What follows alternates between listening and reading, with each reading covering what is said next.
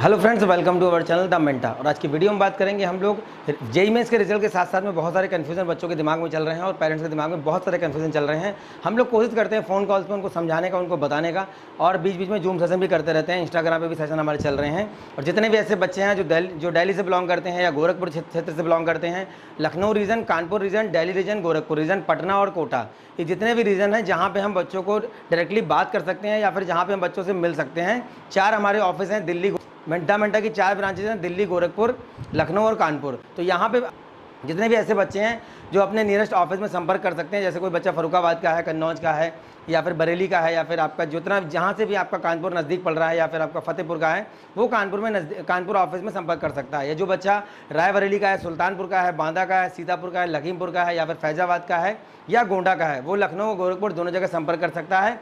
और जितने भी ऐसे बच्चे हैं जो आपके गाजियाबाद के हैं, बुलंदशहर के हैं, रोहतक के हैं, फरीदाबाद के हैं, हरियाणा के क्षेत्र से बिलोंग करते हैं, या फिर दिल्ली के अंदर जो क्षेत्र में बिलोंग कर रहे हैं, दिल्ली के साइड में, वो सब हमारे दिल्ली के साकेत ऑफिस में संपर्क कर सकते हैं। और कोटा में हमने एक नंबर कोटा के लिए हमने एक नंबर दे रखा है, जिसमें आप जितने भी राजस्थान के ऐसे बच्चे हैं जिनको कोटा नियरेस्ट पड़ेगा, या फिर जो कोटा में अभी अवेलेबल हैं बच्चे जे एडवांस का पेपर देने के लिए, उनके लिए कोटा में हम एक सेमिनार करेंगे। जब हमारे पास लगभग 100+ बच्चों की क्वेरीज आ जाएंगी तो हम एक डेट रखेंगे, एक डेट वहाँ पर दे देंगे और एक पर्टिकुलर प्लेस आपका फाइनल करके वहाँ पर हम बच्चों का एक सेशन कर लेंगे। बिल्कुल फ्री ऑफ कॉस्ट सेशन होगा, उसका कोई चार्ज आपसे नहीं लिया जाएगा। यही सेम चीज़ जो है पटना में भी होगी। पटना के, बिहार के बहुत सारे बच्चे संपर्क में आते हैं। तो जितने भी बच्चे ऐसे हैं जिनको पटना नज़दीक पड़ रहा है, वो हमसे संपर्क कर लें। गूगल डॉक्स फॉर्म दिया हुआ है, उसमें अपनी क्वेरीज आप लगातार देते रहिए। हमारे पास जैसे ही पटना के 100+ बच्चों का डेटा आ जाएगा, हम आपको एक मैसेज डाल करके आपको एक डेट और एक जगह निश्चित कर देंगे कि भाई यहाँ पे आपका सेशन होना है इस दिन, जेईई काउंसलिंग का 2022 के लिए, वो भी फ्री ऑफ कॉस्ट होना है। अब बात करते हैं यहाँ पे आज की वीडियो का मोटिव क्या है। आज मैं किसी कट ऑफ या कॉलेज रिव्यूज़ या फिर अपनी closing rank, home state quota, other state quota, इन सब के ऊपर बात नहीं करने वाला हूँ। बात ये करने वाला हूँ कि जितने भी कन्फ्यूजन आपके दिमाग में चल रहे हैं, जैसा कि आप देख रहे हैं यहाँ पे, should I join CS branch in the allotted college. जितने भी ऐसे बच्चे हैं, बहुत सारे बच्चे हैं, 3 महीने से लगभग 3 से 4 महीने, मार्च में हमने सक्षम शुरू किया था, तब से हमारे संपर्क में बहुत सारे बच्चे हैं और लगातार वो हमसे कांटेक्ट कर रहे हैं। ऐसे बच्चे जो जेईई मेन की परसेंटाइल को यूज़ करके, आपने जेईई मेन की परसेंटाइल को यूज़ कर लिया है और आपने किसी न किसी कॉलेज में अप्लाई करके वहाँ पे एक सीट सिक्योर कर ली है, कंप्यूटर साइंस की कर ली है या फिर दूसरे ब्रांच की कर ली है। कंप्यूटर साइंस इसलिए लिखा हुआ है क्योंकि बच्चे डरे हुए हैं और कंप्यूटर साइंस कहीं भी ले रहे हैं, उनको जहाँ मिल जा रहा है वो ले रहे हैं, क्योंकि उनको अपनी रैंक के बारे में भी अंदाज़ा नहीं कि रैंक पे क्या मिलेगा। मैंने पिछले वीडियो में बताया भी था कि आपको 3 क्वेश्चन दिमाग में आपके हैं, उनके आंसर चाहिए अच्छी काउंसलिंग करने के लिए। आपको पूरी तरीके से प्रॉपर रोड मैप के साथ जब काउंसलिंग करनी है और एक ड्रीम कॉलेज चाहिए, रैंक आपका कोई भी हो, आपको 3 क्वेश्चन का आंसर पता होना चाहिए। पहला कि मेरी रैंक पे मुझे कौन कौन से कॉलेज मिलेंगे, दूसरा मेरी रैंक पे वो कॉलेज मुझे कैसे मिलेंगे, तीसरा मेरी रैंक पे वो कॉलेज मुझे कब मिलेंगे। ये 3 सवालों के आंसर अगर आपके पास हैं, नहीं मिले, आप हमसे संपर्क कर सकते हैं। रोज़ जूम सेशन होते हैं, इंस्टाग्राम पे भी सेशन होते हैं, बात कर सकते हैं। अगर इन 3 सवाल के आंसर आपके पास नहीं है तो आपका कन्फ्यूजन लगातार ये बना रहेगा। तो जितने भी ऐसे बच्चे हैं जिन्होंने कोई ना कोई सीट या तो किसी प्राइवेट यूनिवर्सिटी का एंट्रेंस एग्जाम देकर सिक्योर कर लिया है, या फिर उन्होंने जेईई मेंस की परसेंटाइल की या रैंक के बिहाफ पर कहीं भी उन्होंने अप्लाई किया है और वहाँ पर, या फिर एक और बात हुई है 10+2 के बेस पे, आपका 10+2 बेस पर भी बहुत सारे कॉलेज एडमिशन आपको दे रहे हैं। लगभग आप मान के चलिए काफ़ी सारे प्राइवेट कॉलेज की 90% सीट लगभग भर चुकी हैं और बच्चों को बोल भी दिया जाता है कि हमारी कंप्यूटर साइंस की सीटें ओवर हो चुकी हैं। बहुत सारे बच्चे फ़ोन करते रहते हैं कि सर पर्टिकुलर मैंने किसी कॉलेज में फ़ोन किया और मैंने वहाँ पे फ़ोन करके पूछा कि मुझे वहाँ पे जेईई मेंस की रैंक के बिहाफ पर क्या एडमिशन मिलेगा, उन्होंने बोल दिया कि भैया हमारी सीटें सारी भर गई हैं। तो अब यहाँ पे आपने जो आपको सीट अलॉट हो रही है, जिन्होंने फीस जमा कर दी है उनके लिए बहुत अच्छी बात है। नहीं जमा की है, सीट अलॉट हो गई है, कन्फ्यूज़न में है, जैसे उनके पास जेईई मेंस का रैंक है, मान लीजिए कोई भी रैंक है XYZ, मान लीजिए 40,000 रैंक है किसी बच्चे के पास, या 50,000 रैंक है, 60,000 रैंक है, जो भी रैंक आ रहा है, अब इस रैंक पे किसी कॉलेज में या तो परसेंटाइल के बिहाफ पर, या आपके 10+2 के रैंक परसेंटेज के बिहाफ पर, या फिर आप अपना जो है आपने उस यूनिवर्सिटी का एंट्रेंस एग्जाम दिया है उसके बिहाफ पर आपको कहीं पे CS branch, EC branch, IT branch अगर मिल रहा है, तो ऐसी कंडीशन में क्या करूँ, मैं जोसा का वेट करूँ, मैं जैक दिल्ली का वेट करूं, जैक चंडीगढ़ का वेट करूं, मैं MPDT का वेट करूं, UPCT का वेट करूं, या हरियाणा का वेट करूं, ये ऐसे बहुत सारी, राजस्थान है, उत्तराखंड है, डिफरेंट स्टेट की काउंसलिंग होती है। जैसे WBJ की काउंसलिंग होती है, महाराष्ट्र की होती है, गुजरात की होती है, उड़ीसा की होती है, कहीं कहीं पे आपके स्टेट गवर्नमेंट कॉलेज मिलते हैं। आपको मैक्सिमम स्टेट में आपके state government college JEE main की रैंक को कंसीडर करते हैं। ये हमारा आज का टॉपिक है। उम्मीद करता हूं कि इस वीडियो के बाद आपके सारे कन्फ्यूजन दूर हो जाएंगे। थोड़ा सा डिसअपॉइंटेड हूं, थोड़ा सा सॉरी बोल दे रहा हूं पहले से ही अगर किसी को कोई बात बुरी लग जाए, लेकिन हम लोग जितना प्रयास कर रहे हैं, जितनी मेहनत कर रहे हैं, जितना कंटेंट हमने पीडीएफ में दे रखा है, हम लोग आपको समाधान ई बुक भी बहुत जल्दी दे देंगे। हमने आज नोटिफिकेशन डाल दिया है, जितना जल्दी हो सकेगा इस बार मैं आपकी स्टेट काउंसलिंग स्टार्ट होने से पहले ही आपको समाधान ई बुक दे दूंगा। बहुत सारे पेरेंट्स के फ़ोन आए, एक पेरेंट्स का आज फ़ोन आया, मेरे को बोलते हैं सर हमारे बच्चे की परसेंटाइल के ब्याह पर उसको कोई भी अच्छा कॉलेज नहीं मिल रहा है, और अगर प्राइवेट में कहीं सीएस मिलती है तो क्या दिला दें।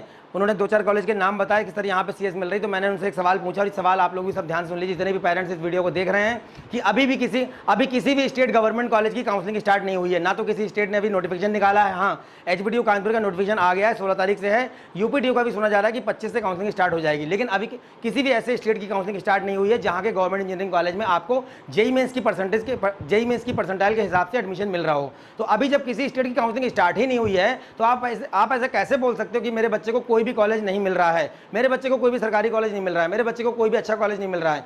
आपके बच्चे ने पूरे साल तैयारी की है, वेट किया है और एग्जाम दिए हैं। काफ़ी सारे बच्चों को प्रॉब्लम फेस करनी पड़ती है कि भाई जेईई मेंस लगातार पोस्टपोन हो रहा था, तो उसके लिए भी लगातार 3 साल से लगातार एग्जाम लेट हो रहा है, लेकिन बच्चे वेट कर रहे हैं। पूरे साल तैयारी करने के बाद एग्जाम को देने के बाद 2 एग्जाम दिए, उसके बाद दोनों का रिजल्ट आया। अब रिजल्ट को यूज़ करने की जब बारी आई तो पहले ही आप अपना जो है निराश हो रहे हैं, हताश हो रहे हैं, परेशान हो रहे हैं। कोई काउंसलिंग अभी स्टार्ट हुई तक नहीं है और आप बोल रहे हो कि मेरे बच्चे को कुछ नहीं मिल रहा है। मतलब आपके बच्चे की रैंक पे आपको क्या मिल रहा है ये बताने के लिए हम लोग खड़े हैं, हम लोग बताने के लिए प्रयास कर रहे हैं। लगातार कंटेंट के फॉर्म में, वीडियो के फॉर्म में आप तक हर अपडेट पहुँचाने का प्रयास कर रहे हैं। थोड़ा सा वीडियो लेट हुआ है ये लाइव सेशन के बाद, उसकी वजह ये है कि बहुत सारे फ़ोन कॉल्स आ गए, ऑफिस में बच्चे विजिट कर रहे हैं, पेरेंट्स भी विजिट कर रहे हैं, उनको भी टाइम देना पड़ता है। सुबह 8 बजे से लेकर के रात को 11 बजे तक लगातार फ़ोन अटेंड करने का प्रयास करते हैं। और मैं पर्सनली, मेरे पास जितने भी फ़ोन आते हैं मैं रात के 12 बजे उठाता हूँ। जितने भी पेरेंट्स हैं जिनको मुझसे बात करनी है पर्सनली फ़ोन कर सकते हैं, प्रांसी मैम से बात करनी है पर्सनली फ़ोन कर सकते हैं। हमने 8-10 मोबाइल नंबर रीजन वाइज बांट रखे हैं। आप जिस रीजन से भी संपर्क करना चाहते हैं, नीरज जो भी आपका ऑफिस है वहाँ पे आप संपर्क कर सकते हैं। तो कहने का मतलब मेरा ये है कि हम लोगों ने गोरखपुर, दिल्ली, उसके बाद लखनऊ, उसके बाद आपका कानपुर, यहाँ के रीजन वाइज नंबर आपको दे दिए हैं। जिस बच्चे को ऑफिस नज़दीक लगता है वहाँ पे अपना संपर्क करके ऑफिस विजिट कर सकता है। नहीं कर सकता है, जूम सेशन अटेंड करो, लाइव अटेंड करो। मैं बहुत जल्दी लाइव स्टार्ट करूँगा जैसे ही आपके नोटिफिकेशन आएंगे। तो आज बात करने वाले हैं कि कौन कौन से ऐसे कॉलेज हैं जहाँ पे आपको परसेंटाइल के हिसाब से मिलने वाले हैं और आपको कितना वेट करना पड़ेगा। आपको कितना वेट करना पड़ेगा, परसेंटाइल के हिसाब से कौन से आपको कॉलेज मिलने वाले हैं, ये आज बात करने वाले हैं बहुत डिटेल में। सबसे पहले बात कर लेते हैं जेईई मेंस के एग्जाम को कराने का पर्पस। जेईई मेंस के एग्जाम को कराने का जो पर्पस होता है ये आपको शायद ना पता हो, मैं आपको बता दूं। जेईई मेंस के एग्जाम को कराने का पर्पस क्या होता है? पर्पस ये होता है कि इंडिया के 114 कॉलेज हैं। मैंने बहुत बार बताया अभी, लेकिन आज थोड़ा सा रिमाइंड कर देता हूँ। इंडिया के 114 कॉलेज हैं, जिसमें आपके 26 IIIT हैं, 23 आपकी IIT हैं, 32 आपके NIT हैं और उसके बाद आपका 33 GFTI हैं। इन कॉलेजेस की सीट्स को फिल करने के लिए ये जेईई मेंस का एग्ज़ाम कंडक्ट करवाया जाता है। बस एग्ज़ाम को कराने का मोटिव बस यही है। IITs के लिए एडवांस होता है, सबसे पहला मोटिव जेईई एडवांस के लिए बच्चे सेलेक्ट कर सकें, एलिजिबिलिटी क्राइटेरिया सेट कर सकें। और जेईई एडवांस का एग्ज़ाम देने के बाद अगर आपके पास दोनों रैंक हैं, अब जोसा और सीसा में बड़ा कन्फ्यूज़न रहता है और इसकी पूरी जो काउंसलिंग है वो जोसा करता है। बहुत सारे पेरेंट्स बोलते हैं सर मध्य प्रदेश के कॉलेज, जैसे हम लोग पेरेंट्स को लिस्ट भेजते हैं, कॉलेजेस की लिस्ट हम सबको भेज रहे हैं।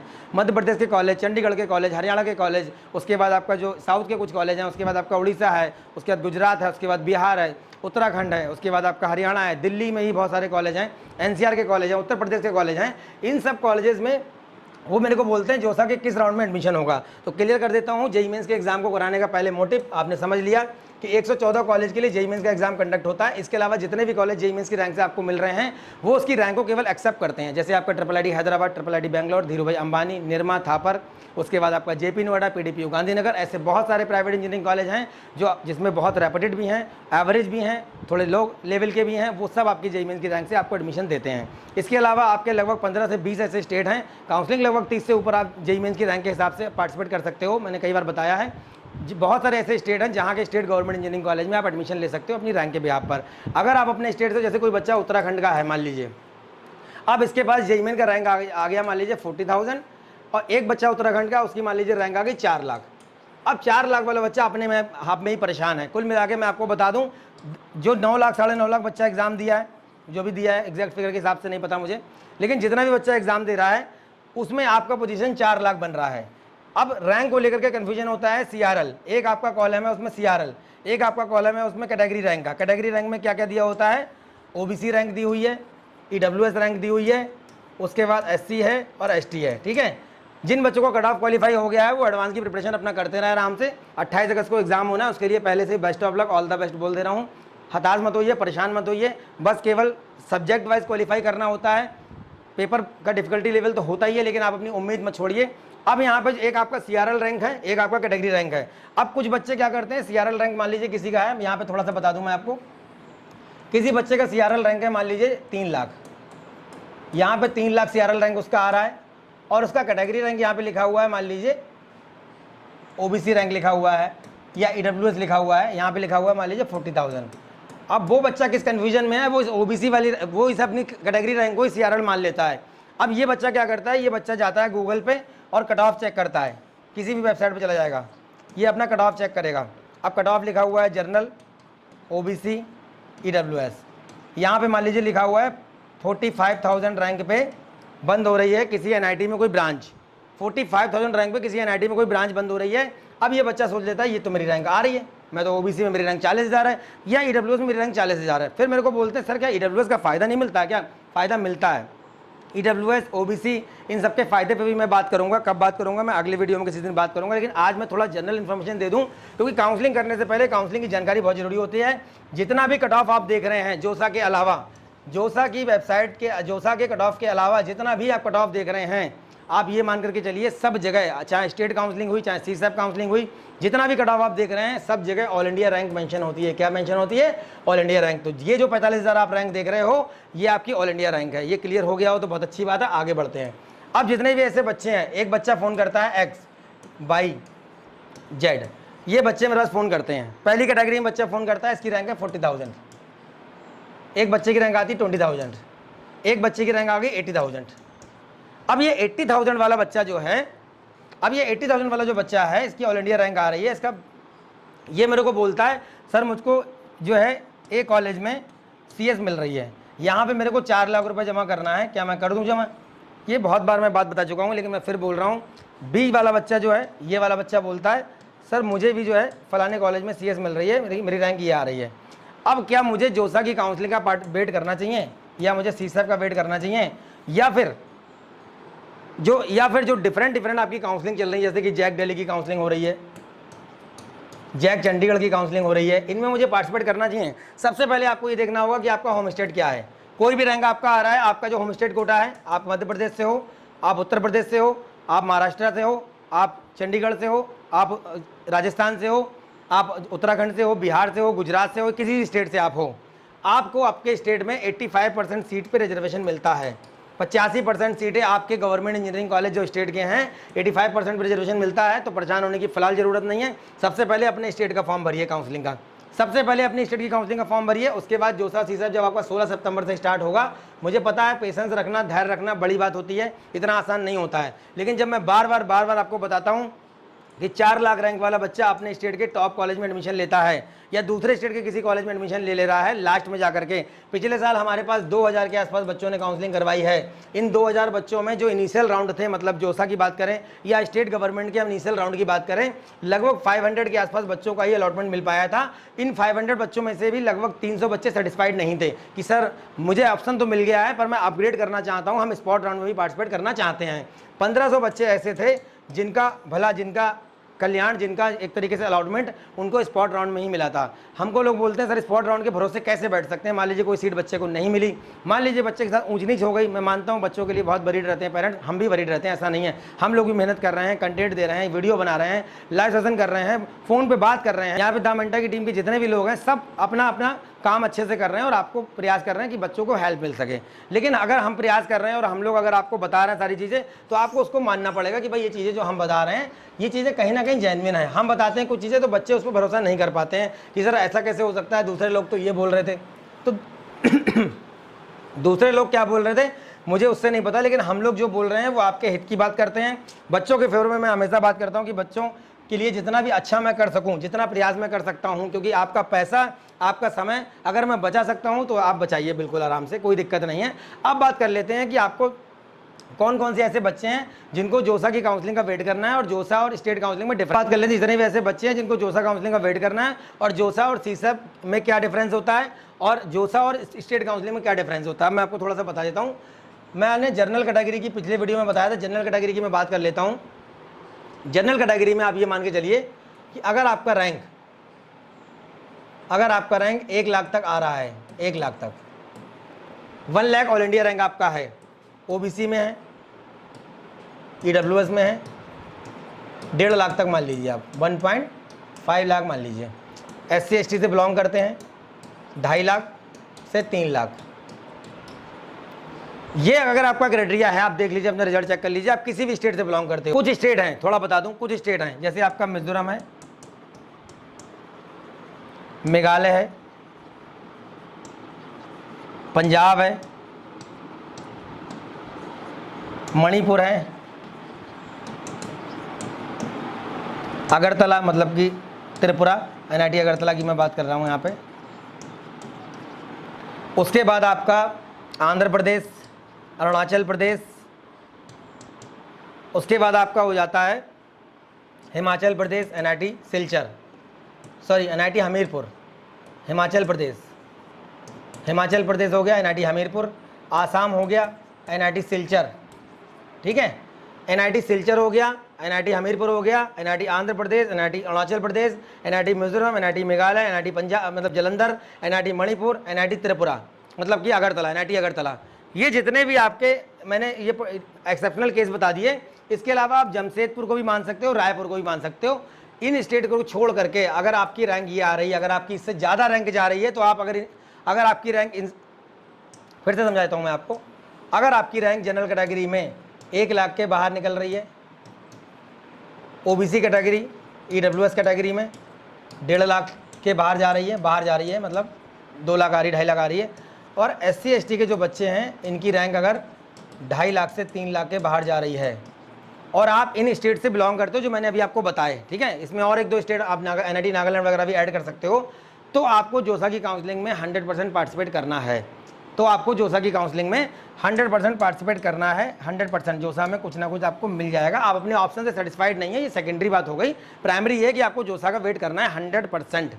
और अगर आप इन स्टेट्स के अलावा मध्य प्रदेश से बिलोंग करते हो, उत्तर प्रदेश से बिलोंग करते हो, दिल्ली से बिलोंग करते हो, या फिर आप जो है आपका उत्तराखंड से बिलोंग करते हो, बिहार से NIT आपका पटना हो गया, NIT आपका इलाहाबाद हो गया, NIT आपका जयपुर हो गया, NIT आपका जलंधर कुरुक्षेत्र हो गया, सॉरी।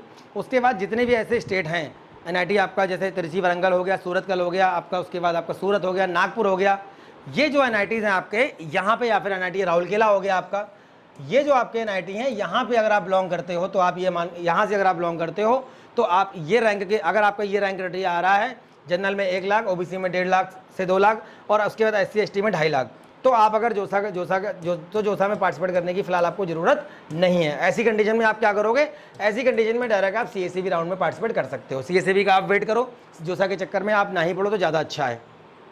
जोसा में पार्टिसिपेट करना मना नहीं है, कोई पैसा नहीं लगता, जोसा में फ्री ऑफ कॉस्ट रजिस्ट्रेशन होता है। आप वेट मतलब ज़रूरत नहीं वेट करने की। अब जोसा में ज़रूरत नहीं वेट करनी तो करने की ज़रूरत क्या है, CSEB तो होगा जाके अक्टूबर में कम से कम। अब ऐसे बच्चों को क्या करना है, जो ये बच्चे हैं इनको क्या करना है कि आपका जो स्टेट काउंसलिंग है, MPDT हो गया,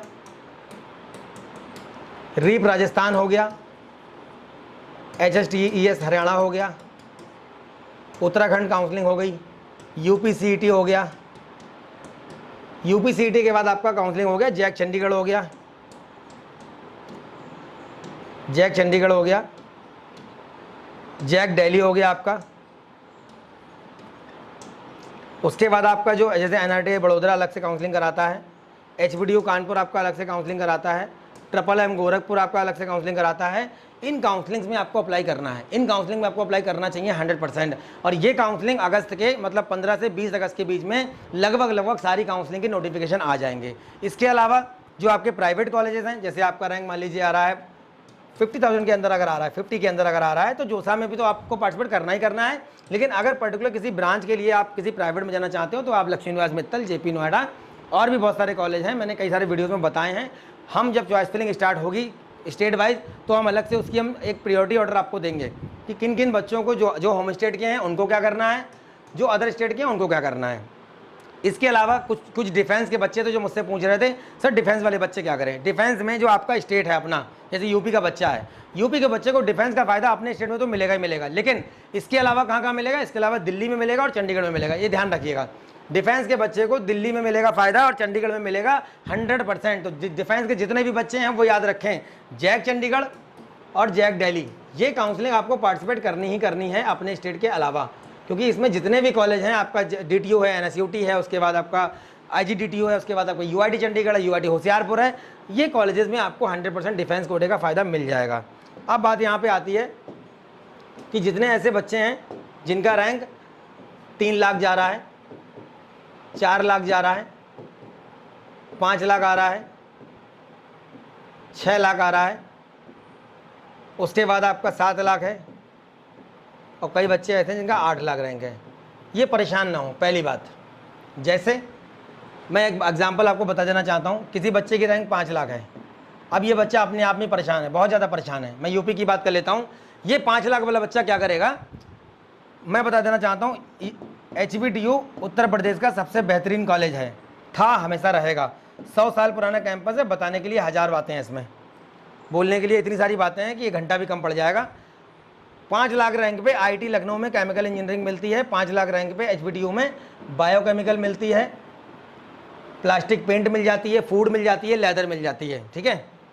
राजीव गांधी RGPIT रायबरेली, राजीव गांधी पेट्रोलियम संस्थान ने पिछले साल JEE मेन से लेना शुरू किया है, और मेरी जानकारी में 4 लाख रैंक तक के बच्चों को यहाँ पे पेट्रोकेमिकल, केमिकल, इस टाइप की ब्रांचेज मिल गई हैं, पेट्रोलियम वगैरह जो थी, इस टाइप के कॉलेज हो गए। तो ऐसे में जब आपकी रैंक ये जा रही है 3 लाख, 4 लाख, 5 लाख रैंक पे HBTU कानपुर में, अगर आपको अगर उत्तर प्रदेश से बिलोंग करता है बच्चा और आपको अपने स्टेट का सबसे बेहतरीन हार्कोर्ट बटलर टेक्नोलॉजिकल यूनिवर्सिटी अगर मिल रहा है, तो आप इसको एक अपॉर्चुनिटी समझो। क्या समझो? अपॉर्चुनिटी। इसको एक ऑप्शन समझो, एक अवसर समझो इसको। धीरू भाई अंबानी ने कहा था, if you focus on problems then you have more problems, if you focus on possibilities then you have more opportunities. अगर आप प्रॉब्लम से फोकस करोगे, प्रॉब्लम क्या है, आपकी रैंक ज़्यादा आ गई, ये प्रॉब्लम है, आपकी रैंक ज़्यादा आ गई, ये हो गई प्रॉब्लम, ठीक है। लेकिन आप ये समझो कि आपको उस पर फोकस ही नहीं करना है, आपको प्रॉब्लम पे फोकस नहीं करना है। प्रॉब्लम पे फोकस करोगे तो और प्रॉब्लम्स मिलेंगी। और सबसे बड़ी बात, जितने भी ऐसे बच्चे हैं जिनका रैंक लो हो जाता है, वो अपने रिलेटिव्स के बच्चों से, पेरेंट्स को स्पेशली बोलना चाहता हूँ, आप अपने बच्चों को प्लीज़ कंपेयर करना बंद कर दो। आपको जीरोक्स कॉपी चाहिए, अपना बच्चा चाहिए, डिसाइड कर लो। आप दूसरे के बच्चों से कंपेयर करते हो, आपको फोटो कॉपी नहीं चाहिए, हम बता रहे हैं। किसी दूसरे के बच्चे की फोटो कॉपी क्यों बनाना चाहते हो अपने बच्चे को? हो सकता है वो JEE मेंस में अच्छा परफॉर्म ना कर पाया हो सकता है उसका फिजिक्स, केमिस्ट्री, मैथमेटिक्स में अच्छा इंटरेस्ट ना हो सकता है जब वो इंजीनियरिंग में एडमिशन ले लेगा तो कुछ और क्रिएटिविटी दिखा देगा, लेकिन उसको फोकस करिए, उसको सपोर्ट करिए। और बच्चों के लिए भी एक मैसेज है कि अपने पेरेंट्स को फोर्स ना करें। बहुत सारे पेरेंट्स मुझे बोलते रहते हैं, बच्चे ने बोल दिया सर इसमें करा दो, उसमें करा दो, हमारा दोस्त वहाँ चला गया है। आप अपने पेरेंट्स की कंडीशन समझो, फाइनेंशियल बैकग्राउंड आपका जो भी है, जो आपकी फैमिली की स्थिति है, उसको देख करके ही कॉलेज ऑप्ट करें। हिंदुस्तान में ऐसे भी कॉलेज हैं जो 1 लाख रुपए में बीटेक करवाते हैं, और ऐसे भी कॉलेज हैं जो 20 लाख रुपए में बीटेक करवाते हैं। मैं दोनों ही कॉलेजेस के बच्चों के टच में हूँ। अंदर की रियलिटी क्या है मैं यहाँ पे खुल के नहीं बता सकता, लेकिन आप ये बात जान लो कि 1 लाख में बीटेक कंप्लीट करने वाला बच्चा भी नौकरी प्राप्त कर लेता है और अच्छा कर लेता है, और 20 लाख में बीटेक करने वाला भी बच्चा नौकरी ही करता है, ठीक है। सीधी सीधी बात है। आप जान लो, आपको जॉब चाहिए, प्लेसमेंट चाहिए, इसको किनारे रख दो, लेकिन आप ये बात जान लो, फोर्स मत करो। जितनी चीज़, जैसे मैंने बोला कि प्रॉब्लम है आपकी रैंक ज़्यादा आ गई, इस पर फोकस मत करो, फोकस करो पॉसिबिलिटीज़ के ऊपर कि इसमें और क्या क्या पॉसिबिलिटीज़ मिल सकती है। तो इसको एक अपॉर्चुनिटी समझो कि 5 लाख रैंक लाने के बाद भी मुझे HBTU कानपुर मिल रहा है, वो कॉलेज जहाँ पे ऑल इंडिया रैंक 30,000 वाला बच्चा पढ़ता है। कौन सा वाला? 30,000 वाला। तो कहने का मतलब ये है कि अवसरों की कमी नहीं है, आप एडमिशन लीजिए बीटेक में। उसके बाद एक बार और ऑप्शन बता दूं, 3 लाख से 8 लाख के बीच में अगर किसी बच्चे की रैंक आ रही है, हालांकि हमने पूरी एक प्रायोरिटी ऑर्डर बना रखी है, लिस्ट हम सबको दे रहे हैं, 3 लाख से 8 लाख के बीच में रैंक आ रही है, मैं कुछ GFTI बता देता हूँ। माता वैष्णो देवी यूनिवर्सिटी कटरा है, GKV हरिद्वार है, HNB गढ़वाल है, GGU बिलासपुर है। हमारे बहुत सारे बच्चे हैं, एक बच्चे ने मुझे पर्सनली भेजा है, शोएब अख्तर यूट्यूबर है, साइंस शॉर्ट्रिक्स के नाम से उसका चैनल है, बहुत अच्छा ब्लॉगिंग वगैरह भी कर लेता है। उसने मुझे पर्सनली बताया है 17 लाख हाईएस्ट पैकेज CS का गया है, और 23 lakh highest package RT branch का गया है, हाईएस्ट पैकेज 23 लाख LPA। कई सारे बच्चों ने मुझे खुद बताया। आप सोचिए 26,000 केवल कॉलेज की फीस है, और यहाँ से बच्चा 23 लाख 17 लाख का पैकेज ले रहा है, तो आपको परेशान होने की जरूरत क्या है? माता वैष्णो देवी यूनिवर्सिटी कटरा हो गया, GKV हरिद्वार हो गया, HNB गढ़वाल हो गया, GGU बिलासपुर हो गया। इसके बाद निफ्टम सोनीपत 5 लाख रैंक तक मिला है पिछले साल। निफ्ट रांची 2-2.5 लाख रैंक तक मिल जाता है आपको आराम से। IIT रैम 2 लाख रैंक तक मिल जाता है, परेशान होने की ज़रूरत क्या है फिर आपको, ये बताइए आप। और ये बहुत अच्छे कॉलेज हैं, Assam university, Mizoram university, Tezpur university, उसके बाद आपका Pondicherry engineering college, Ghani Khan Choudhury engineering college, उसके बाद national institute of handloom technology आपका बनारसी हो गया, national institute of food processing engineering का हो गया। इसमें बहुत सारे GFTIs हैं जो आपको कम रैंक पे भी मिल जाएंगे, मतलब ज़्यादा रैंक पे भी आपको मिल जाएंगे। स्लाइड पंजाब आराम से मिल जाता है 3 लाख रैंक तक, संत लोंगोवाल इंस्टीट्यूट ऑफ टेक्नोलॉजी बहुत अच्छा कॉलेज है। GFTI कुछ है, पंजाब इंजीनियरिंग कॉलेज है, VIT मैसरा है, यूनिवर्सिटी ऑफ हैदराबाद है, JNU है, और JK अप्लाइड फिजिक्स भी 1 लाख तक मिल जाता है। तो परेशान होने की ज़रूरत नहीं है, आपको समझना पड़ेगा कि आपको मिल क्या रहा है। 3 आंसर, अगर बच्चा परेशान है आज भी इतनी सारी बताने के बाद भी, तो केवल 3 आंसर, क्वेश्चन के आंसर उसके पास नहीं है। पहला मेरी रैंक पे क्या मिलेगा, दूसरा मेरी रैंक पे कैसे मिलेगा, और तीसरा रैंक मेरी रैंक पे कब मिलेगा। इन तीनों के आंसर लिख के रख लीजिए कागज़ पे, मेरी बात को फॉलो करना स्टार्ट कर दीजिए। रैंक कोई भी हो, अच्छा कॉलेज मिलेगा, करना सब कुछ आपको है। आप कैंपस में पहुंचने के बाद मेहनत करिए। 8 लाख रैंक वाला बच्चा आज की डेट में बीटेक 3rd ईयर में है और अपना स्टार्टअप चला रहा है। 8 लाख रैंक वाला बच्चा बीटेक 3rd ईयर में है, अपना स्टार्टअप चला रहा है, 4-5 लोगों को रोजगार भी दिए हुए हैं। नाम मैंने बहुत बार बताया है, बहुत जल्दी बुला दूंगा, अपने मुंह से बता देगा कि कैसे कर रहा है वो सब कुछ। 8 लाख ऑल इंडिया रैंक वाला बच्चा अगर मैकेनिकल ब्रांच में एक एवरेज कॉलेज में पढ़ करके सब कुछ कर सकता है, आप भी कर सकते हो। ऐसे बहुत सारे एग्जाम्पल हैं। तो काउंसलिंग की तैयारी करते रहिए, बहुत जल्दी वीडियो देना स्टार्ट करूंगा, कट ऑफ पे वीडियो देना स्टार्ट करूंगा। NIT IIIT GFTI की पूरी ओपनिंग क्लोजिंग रैंक के साथ पूरी सीरीज हम लोग देंगे बहुत जल्दी। लगातार जैसे ही स्टेट काउंसलिंग स्टार्ट होगी 1 बाय 1 करके स्टेट काउंसलिंग का हम एक पोर्टल बना देंगे, आप उसमें रजिस्टर होइए, जूम सेशन अटेंड करिए, इंस्टाग्राम के सेशन अटेंड करिए। लाइव सेशन में बहुत जल्दी करूंगा। समाधान ई बुक बहुत जल्दी मिलेगी। सारे बच्चों को बेस्ट ऑफ लक, अपने अच्छे से तैयारी करो एडवांस के एग्जाम की, और परेशान मत हो, होपलेस मत हो। डामेंटा की पूरी टीम आपके साथ है। नेक्स्ट किसी वीडियो में मिलेंगे अच्छे टॉपिक के साथ, तब तक के लिए धन्यवाद। Thank you very much.